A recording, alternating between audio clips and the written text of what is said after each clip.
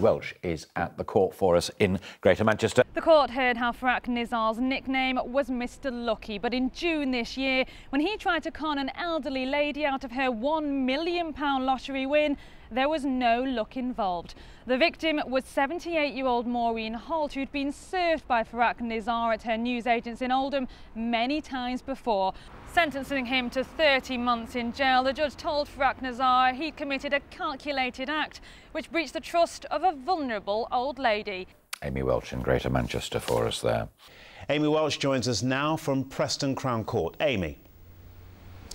She killed her little girl and then tried to kill herself. 35-year-old Dawn Makin sobbed as she arrived at Preston Crown Court this morning in the wheelchair she's now confined to after stabbing her daughter, 4-year-old Chloe Burke, to death. The court heard how in the 12 months prior to Chloe's death, Makin had been living a lie, pretending she was still working as a nurse when in fact she'd been sacked for leaking patients' details. For the latest, let's join our reporter Amy Welch. Amy. Well, it's been described as one of the biggest days of industrial action in more than 30 years. And here at the National Indoor Arena in Birmingham, you can see why. Thousands of people marched through the city centre earlier and were met here by members of the TUC. The government says they simply can't afford to carry on funding public state pensions and that rallies like this one will simply make no difference. We're not terrorists. We're not terrorists. He denied he was a terrorist and promised nothing but peace. We live here in harmony with the British people. But just 2 years after holding this news conference, these were the scenes in Stoke-on-Trent. 12 months on, it's hard to believe that these streets were the focus of one of the largest anti-terror operations Stoke-on-Trent has ever seen. But why did 4 men, all followers of Islam, want to bring terror to the very city they'd made their home? Our reporter Amy Welch has more. A man walks past and points a gun. A second, hooded and hidden from view, is close behind. The first comes back into shot. He draws a hand grenade from his pocket and throws it at a house in Droylsden. These are the men police believe are shown in this CCTV. Greater Manchester Police say as far as they're aware, this is the only grenade attack they've ever dealt with. They don't know if Anthony Wilkinson and Dale Cregan still have access to grenades, and police say while they don't believe the pair are a direct threat to the public, they shouldn't under any circumstance be approached. Well, in the past hour, friends and family have been laying flowers here at the spot where 15-year-old Thomas Barton tragically lost his life. He'd been swimming here last night, a warm summer evening, very much like tonight. He was meant to be enjoying the sunshine, but 15-year-old Tom Barton's afternoon swim ended in tragedy. Jordan McDonnell was the last person to see Tom alive. They ran out of breath and stuff and got on the fishing part in the middle and started to get the breath back, so I swam under. Amy, sadly, this isn't the first time this has happened in Lancashire in similar circumstances.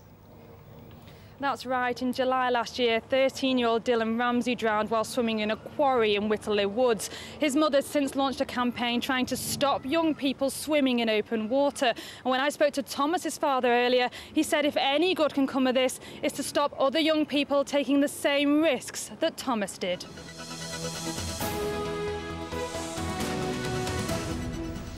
Good morning. Here are the daybreak headlines in the Granada region. Police are warning women in Manchester to be on their guard after a string of sex attacks.